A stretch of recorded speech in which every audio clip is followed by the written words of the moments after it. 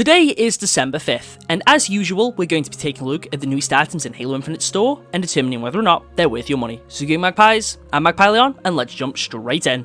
This marks 3 weeks in a row where we have had absolutely nothing new on the store. Thankfully though, this week we do have Firefight.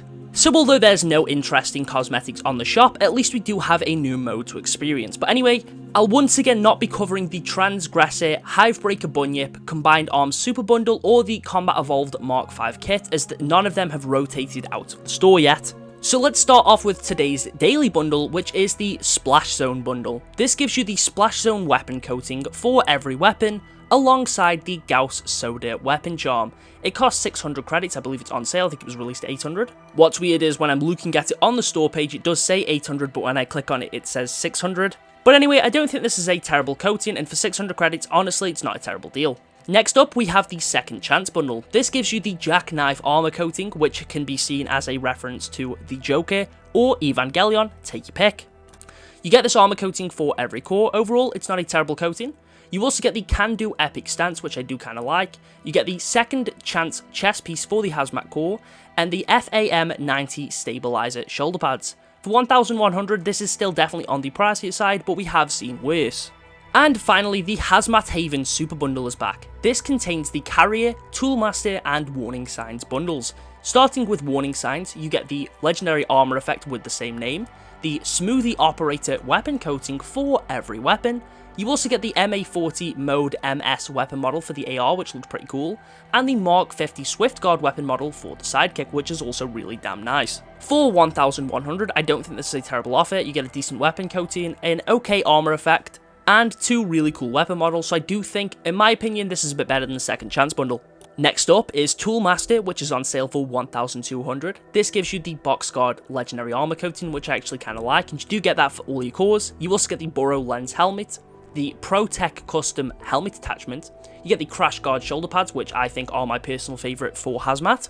You get the Toolmaster Wrist Attachment, the Crowbar Legendary Utility Piece, the Fireproof Epic Stance, and the ProTech Buster Chest Piece. For 1,200, not a bad set at all. You get a pretty nice coating and some cool cosmetics for the Hazmat Armor core, as well as a pretty nice stance too. And then finally we have Carrier. In this bundle you get the Emerald Edge Visor, you also get the Base Steel Armor coating for every armor core, you get the Carrier Helmet, the UAT-55 Shoulder Pads, the UA Type MX Knee Pads, you also get the Util Battle Buddy Wrist Attachment, the MX Cutter Utility Piece, the UA Cog Chest Attachment, and the Skewed Perspective Stance. For 1,400, definitely on the pricey side, but I don't think it's a terrible bundle. I'm not a huge fan of the Carrier Helmet itself, but I think the other cosmetics here are really cool. And you can get all of those together in the Hazmat Haven Super Bundle for 2,500 credits, which also comes with the Hazmat Haven Legendary Mythic Effect Set and the Beware Rare Weapon Charm. For 2,500, getting all those items, I do think this is a really good deal, as far as Halo Infinite bundles that goes anyway.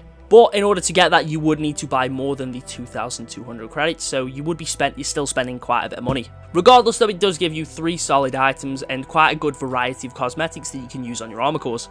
This week's Ultimate Reward also isn't anything that special, as players can earn themselves the Fire Solution Backdrop. Honestly, I don't think a backdrop is that exciting, and the Ultimate Rewards this season have been kind of underwhelming. However, one thing that is definitely worth mentioning is that now a bunch of coatings are cross-core. I think the total is now like 160 plus. So make sure to check out your coating library. I'm hoping we do start to see the Christmas bundles rotate into the shop soon, as there should be a few new ones this season. The Winter Contingency 3 event is just 2 weeks away, so I'd expect to see those start rolling in next week. I do find it weird that, once again, there is nothing new considering the amount of unreleased coatings, visors, and even quite a few armor pieces. I know there is multiple, I think, utility pieces for Yoroi that never came out. There's an unreleased helmet for Yoroi that was literally in the trailer for this season, and some shoulder pads, and they've been in the game since last season. There's also a ton of other stuff that I won't go into detail to right now. But still, I just find it very bizarre that we've gone 3 weeks with nothing new. It just means I don't really have to spend my money on the game. It just seems bizarre though. As for this week's Spawn of the Week, it is a pretty cool Rakshasa submission from Luigi. I like the overall armor composition here, and using the Spirit Visor with that Hazmat helmet goes kinda hard. Anyway, if you want the chance to be featured as the spawn of the week, make sure to join the Discord. I will leave a link to that in the pinned comment. I'm excited to try out Firefight even if the shop is a little disappointing this week, and of course we do have Winter Contingency 3 in 14 days. Anyway, thank you for watching, and I'll catch you all in the next one.